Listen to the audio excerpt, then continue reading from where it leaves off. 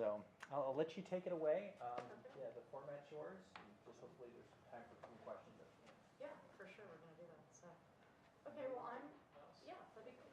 Thank you. So my name is Amy Rutledge. I'm Executive Director of the Sacramento Valley Conservancy, and we're a local land trust. So we're a nonprofit board. We preserve in the region, the Sacramento region, agriculture, recreational lands, scenic lands, and wildlife habitat. So essentially the kinds of spaces, natural spaces and recreational spaces and local food that we all love and enjoy about our area. We work hard with local landowners and other partners to preserve those types of lands. That's our mission. And part of that mission is to share those lands with other people, including youth. And so Louise Duquet and Emily Mazzarelli from the Greenhouse are here with me as some users of Camp Pollock, our facility where we're working to renovate our lodge. And that's the subject of our grant proposal. So I'm going to show you a few pictures of Camp Pollock and why it's so important to us and how it fits into our mission. And I'm going to let Emily and Louise talk a little bit about their experience there, and then we'll let you guys ask questions. You might have to go over to the bar of the, yeah, the Right here? scroll bar. Oh, just to click down? If you click Sure. on that, it should scroll down. So, There you go. ta-da. Yeah. This is our, we think big, so we think regionally. This is our 21st century open space vision for the Sacramento region. And all of the green areas are preserved lands of some type. And all of the yellow areas are areas we hope to link together and work on open space preservation. Some of them are large because they're agricultural or habitat areas like vernal pool wetlands and blue oak woodlands. Some of them are linear, like the American River Parkway that runs through the middle from downtown Sacramento out to Folsom. And then there are some links like the Laguna Creek and Sacramento River Parkways that would link that. Same thing with the Dry Creek Parkway on the north side. So you can kind of pick where you live and think about what types of open space are around you and what you might like, and we do it all. We have farmland and we manage land. We do real estate deals, so we do all kinds of things, and we provide outreach and educational programs on our lands. Camp Pollock is about right here on the American River, just about a couple miles up from the confluence with the Sacramento, so it's just upstream from Discovery Park. So we're working to revitalize the whole lower section and downtown section of the American River Parkway, and we're starting at Camp Pollock. We're partnering with other people that have parks around us, and I'll talk about that, and I'll show you a map. Camp Pollock is 11 acres, and a lot of it's open space, but this lodge from 1924 is a centerpiece and allows people to use the site for public and private events. This is all about community. North Sacramento is a community that has been challenged for many years. It's a poorer community, it's a young community, and it's a community that doesn't have a lot of park facilities that are in good shape to use. And we are priding ourselves on providing a safe access to the river at Camp Pollock, which is really challenging in the downtown section. This is from the porch looking out at the river, and at night you can see the lights of downtown. It's amazing. It's only 5 minutes away from downtown. You just take the North Gate exit off 160 if you're going to REI. It's really close. So we love to work with youth, and we do all kinds of service projects there. It's literally right on the river, so it's about a half mile of riverfront. It's really beautiful. It's just, you know, this is one time of year like in the summer, but in the fall you can imagine all this is yellow. It's pretty stunningly amazing to have that 5 minutes from downtown Sacramento. I can put my boat in the water, my canoe, and 15 minutes from my house in Lamp Park, I'm in the water.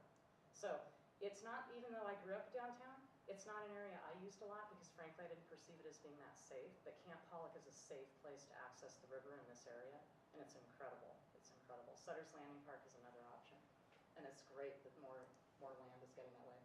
Here's the inside of the lodge. It's really special right now. And it's a wonderful atmosphere. It was a Boy Scout camp that was donated by local landowners in 1910. And the Lions Club built this lodge. It's 4,000 square feet, and it has this 2-story stone fireplace. It's just, you walk in and you just feel like you're at camp, you know, and it's just really cool. And there's really cool things about being at camp, and then there's things like it doesn't have air conditioning, it's not compliant with the Americans with Disabilities Act. Here's youth sprucing up picnic tables for them. I'll skip that. So here's the area around Camp Pollock. It goes from about 80, where that Cal Expo and mountain biking sign are, Capital City Freeway crosses the river there, down to 160 and then 5, so you can see the 3 freeways. That gives you a reference point. There's a lot of things going on in the downtown section of the American River Parkway, and we want to see it come up as a civic amenity along with all the other efforts that are happening, like the soccer stadium, the arena, the Railroad Technology Museum, and Township 9 is developing right here. Sutter's Landing Park is over here. There's a mountain biking proposal that's happening on this section of the parkway. And then we have Camp Pollock here. Discovery Park, we could link to Discovery Park by acquiring one more private property. So we're working on that right now, and the overall vision in the parkway is to have this be an interpretive center like FEEA for the downtown area.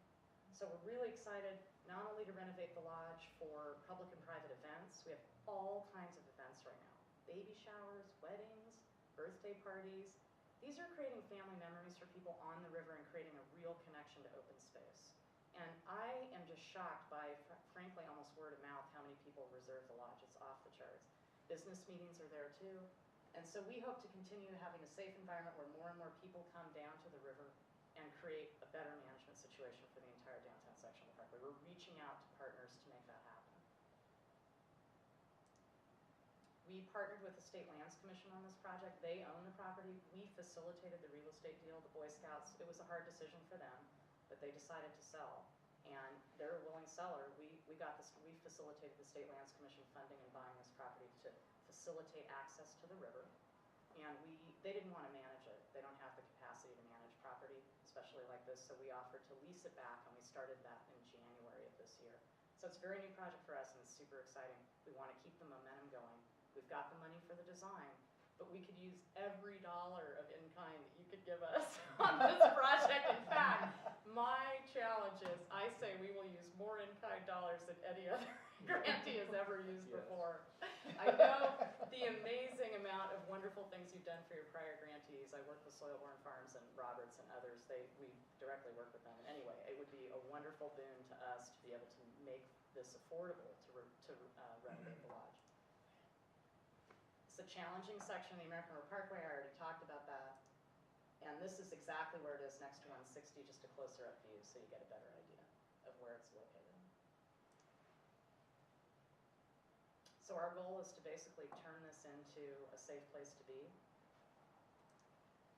for these kinds of critters, but also for us, our kind of critters. So we think about all these things. There are swings and sock nests on the site.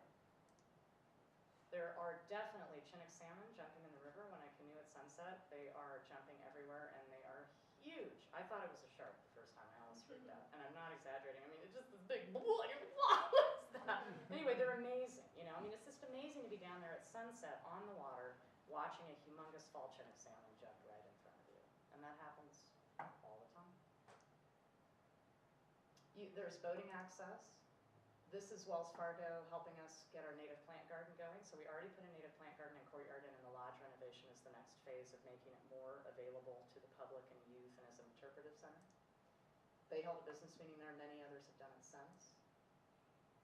We spruced it a little for our January celebration event. Here's the first Boy Scout troop that camped out there after we took it over. We have a license agreement with the Boy Scouts and Girl Scouts to still use the site. So the thing is, it's a win-win for them.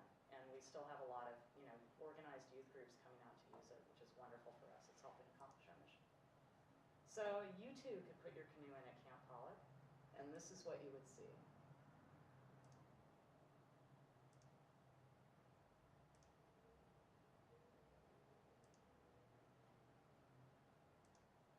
So I'm going to turn to Emily and let her introduce the green room.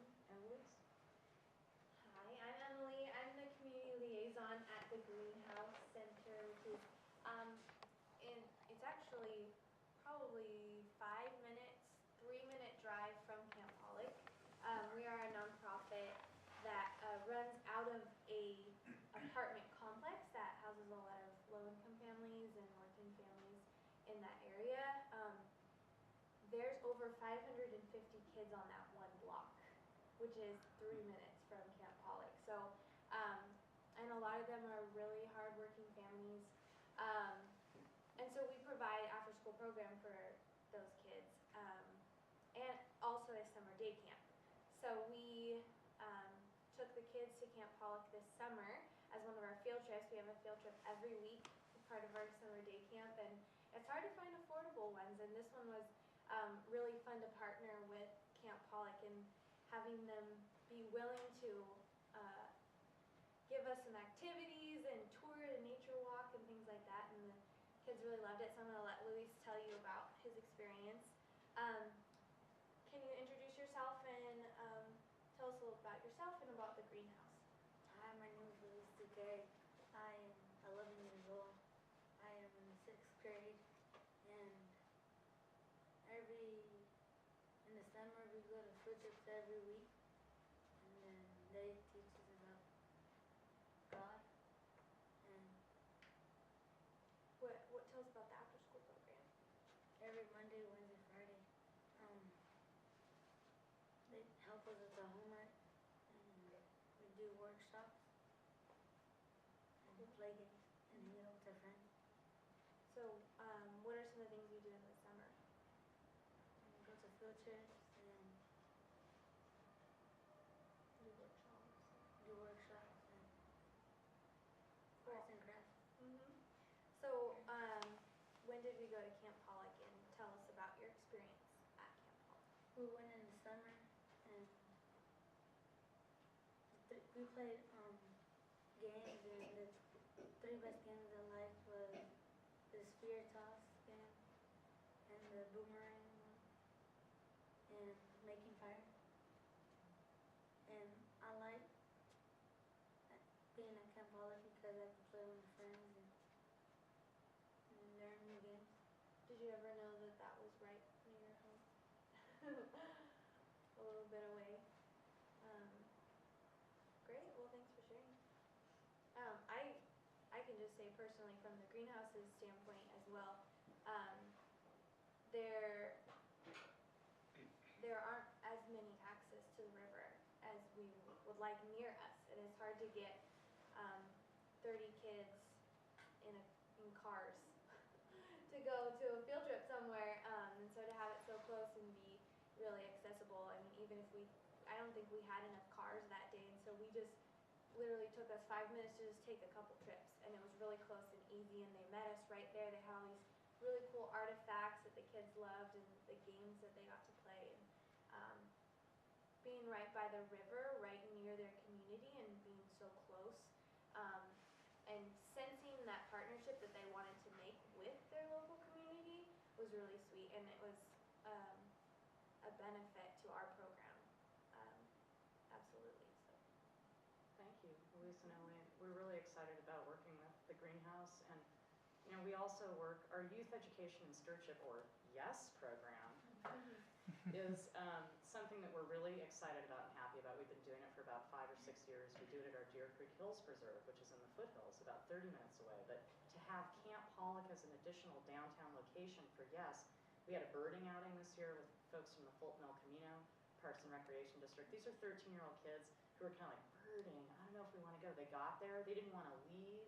The guy who led the trip had to go, but they said, can we keep the binoculars and keep birding? And we were like, sure. And then they wanted to come back and camp. I mean, it's just really amazing what you can do when you get boots on the ground, I say, and really get kids excited about being outside and having fun and learning why it's fun. So we also work with a lot of other groups in YES, like the Sacramento Food Bank and Roberts Family Development Center. And anyway, I could list more, but we're just excited to be here and have the opportunity to work with you guys. And however we end up working with you, even just this communication is wonderful, and getting the word out to your members. We're so excited about the possibilities down there, and the lodge renovation is critical to us being able to move forward and keep going with the programs we have in the future, to be able to host summer programs with air conditioning, not have somebody sue us because it's not ADA. I mean, these things worry me as a property manager. So we're excited about our project. It also will just make it hugely more useful for art or music or other types of interpretive programs that we want to do. Our courtyard that we put in, which is decomposed granite, and Tigard helped with that and sponsored that. So did Wells Fargo and Sierra Health Foundation. Has a native plant garden that we're putting more native plants into this fall. And it's already been used by like the Reading School of Arts for this 500 kids sing-along thing. It's really heartening to see people out in that section using the river and enjoying it. So what our courtyard has done for us, we think our lodge renovation will do for us 100-fold. Super excited. So. In addition to ADA, air conditioning, et cetera, what other plans do you have for the lodge? We want to, currently there was an add-on done to the lodge at the end where there isn't a lot of outdoor space that's oriented to the river, so we want to, that addition we actually want to turn into a terrace so people can really enjoy the river and be right on the river for events and also for interpretive experiences.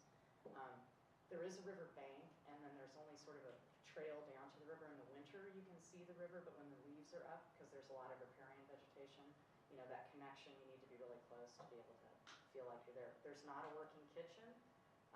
The kitchen is gutted essentially because it just got out of date, and the Boy Scouts didn't want to put the capital improvement money into it because they knew they were going to be getting out of the property.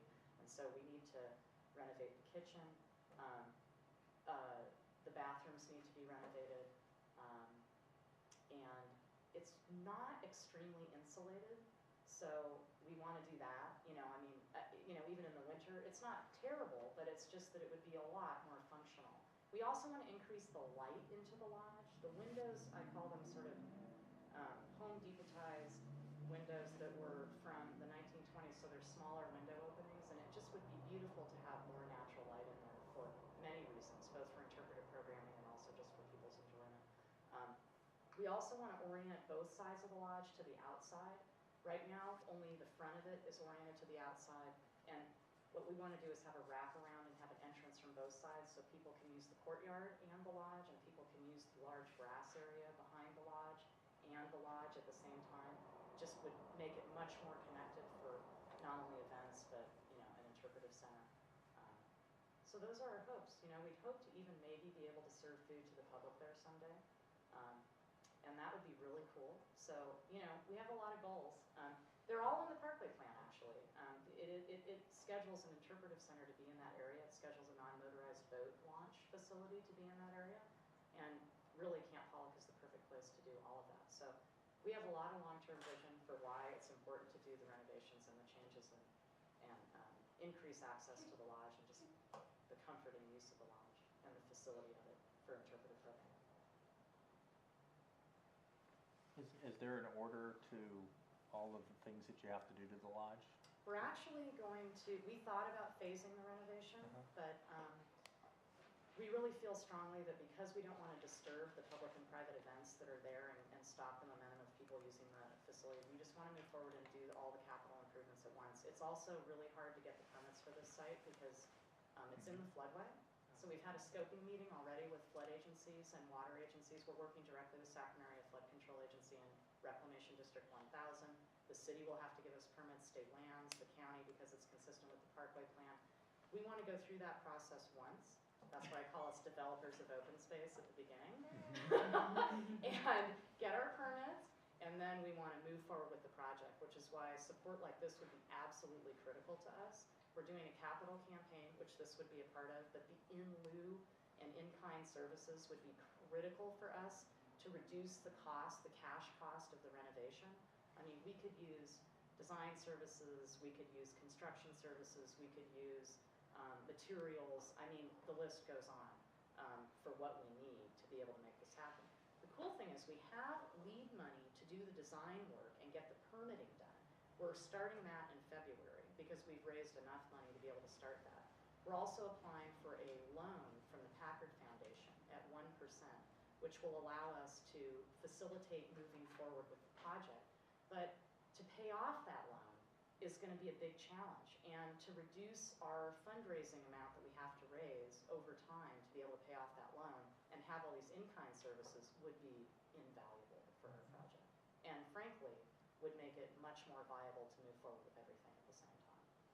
So what would you expect your construction schedule to look like? What we're well, you know, you always have your hope. Best case. Best case scenario is that we've already started with the architects, so we have renderings and we've thought out a lot of basic design issues. We've done initial scoping meetings with the permitting agencies. They're going to start in February on the actual nitty-gritty, doing the design, getting the permits. We really hope we can break ground before the end of 2014 with the renovations. And we'll see, but that gives us, 9 months to get through the permitting process and the design. And I think we could probably do that. I mean, it may not get right there, it might be a little month after that or something, but that's our goal, is to break ground actually right after our Treasures of the Valley fundraiser, which is at the beginning of October 2014. So,